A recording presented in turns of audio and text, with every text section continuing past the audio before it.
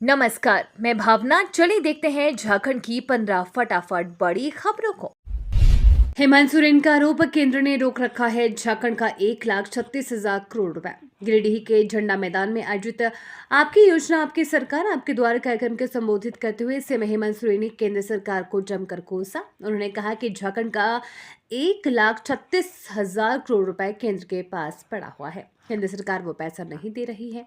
उन्होंने उपस्थित लोगों से कहा कि आपको पता है कि 1,36,000 करोड़ रुपए कितना पैसा होता है। अगर ये पैसा केंद्र सरकार दे दे तो राज्य के युवाओं को प्रदेश जाकर काम करने की जरूरत नहीं पड़ती है। लोकसभा चुनाव को लेकर झारखंड में सियासी हलचल तेज। आगामी लोकसभा चुनाव को लेकर अब झारखंड में भी सियासी हलचल तेज हो गई है। सभी पार्टियां अपनी अपनी तैयारियां शुरू कर दी है। ऐसे में कैंडिडेट्स के नाम पर भी मंथन होना शुरू हो गया है। एक और गोड्डा सीट से जहां भाजपा सांसद निशिकांत दुबे का नाम लगभग तय हो चुका है, तो वहीं INDI गठबंधन में भी नाम को लेकर सुगबुगाहट होने लगी है।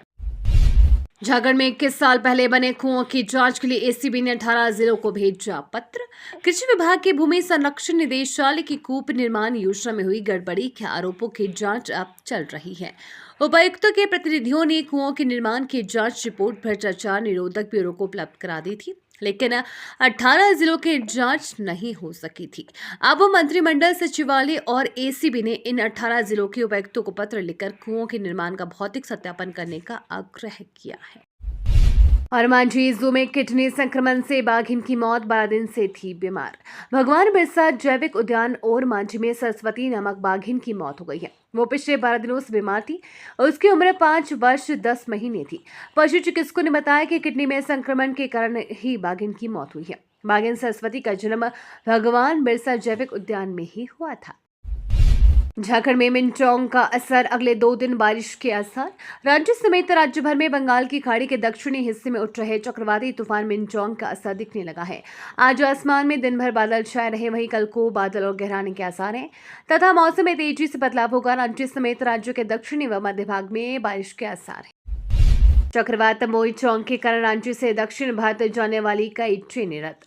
बंगाल की खाड़ी के ऊपर बना कम दबाव का क्षेत्र चक्रवाती तूफान मोईचोंग में तब्दील हो गया है। इस चक्रवात के कारण दक्षिण भारत के अधिकांश हिस्सों और राज्य के तटीय क्षेत्र में भारी वर्षा होने की संभावना है। इसके प्रभाव से 7 दिसंबर तक बादल छाए रहेंगे। राज्य के दक्षिणी और मध्य भाग के कुछ हिस्सों में बारिश संभव है। वहीं बंगाल की खाड़ी में चक्रवाती तूफान मोईचोंग के कारण रांची से दक्षिण भारत जाने वाली कई ट्रेनें लगातार रद्द चल रही हैं।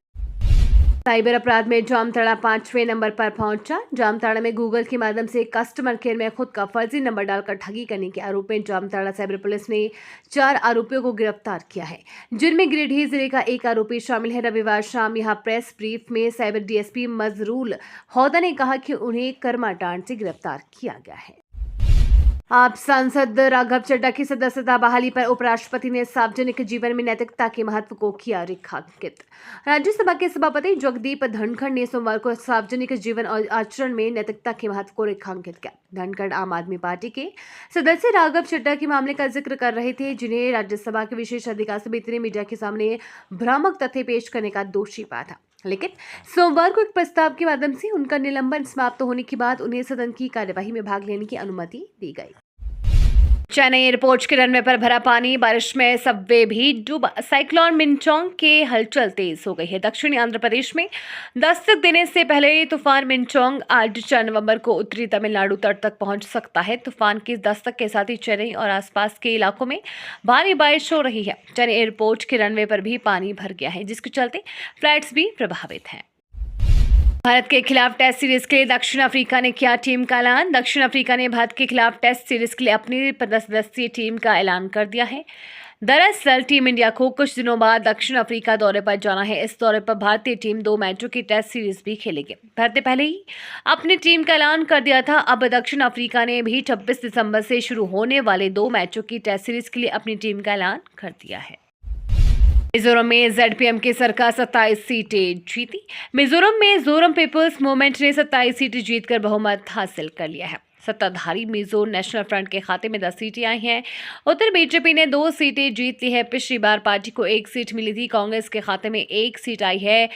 ZPM के नेता लाल दुहोमो ने कहा कि वह पार्टी की जीत से खुश है। अगले 2 दिनों के अंदर राज्यपाल से मिलकर सरकार बनाने का दावा पेश करूंगा। 2018 में ZPM को 8 सीटें मिली थी।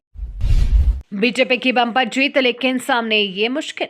बीजेपी ने 3 राज्यों में सरकार बना ली है। अब पार्टी के सामने वादे पूरे करने की कड़ी चुनौती है। तीनों राज्यों में बीजेपी ने जो घोषणा पत्र जारी किया था उसे मोदी की गारंटी नाम दिया था, जिसके तहत 450 में सिलेंडर, गरीब बच्चों को 12वीं तक पढ़ाई फ्री, यूनिफॉर्म, किताबें और सालाना 1200 देने और हर महीने 100 यूनिट बिजली सिर्फ 100 में देने के वादे के साथ तमाम वादे किए थे, जो अब पूरे करने होंगे। धनबाद जेल में हिस्ट्री शीटर की हत्या पर झारखंड हाईकोर्ट ने लिया संज्ञान। झारखंड हाईकोर्ट ने धनबाद जेल के भीतर गैंगवार में हिस्ट्री शीटर अमन सिंह की गोली मारकर हत्या के मामले में स्वतः संज्ञान लेते हुए राज्य सरकार से पूछा है कि जेल में फायर आर्म्स कैसे पहुंचा और जेल की सुरक्षा में चूक की वजह क्या है। चीफ जस्टिस संजीव कुमार मिश्रा की अध्यक्षता वाली खंडपीठ ने आज राज्य के आईजी प्रिजन को वर्चुअल मोड में कोर्ट के समक्ष उपस्थित रहने को कहा है। ऑस्ट्रेलिया के खिलाफ चमके रवि बिश्नोई ने T20 विश्व कप के लिए दावा किया मजबूत। ऑस्ट्रेलिया के खिलाफ T20 सीरीज में रवि बिश्नोई ने शानदार प्रदर्शन किया और वो प्लेयर ऑफ द सीरीज बने। दाएं हाथ के इस लेग स्पिनर ने 5 मैचों में 9 विकेट लिए और आगामी T20 विश्व कप के लिए अपना दावा मजबूत किया। संजय सिंह की बड़ी मुश्किलें, कोर्ट ने 11 दिसंबर तक बढ़ाई न्यायिक हिरासत।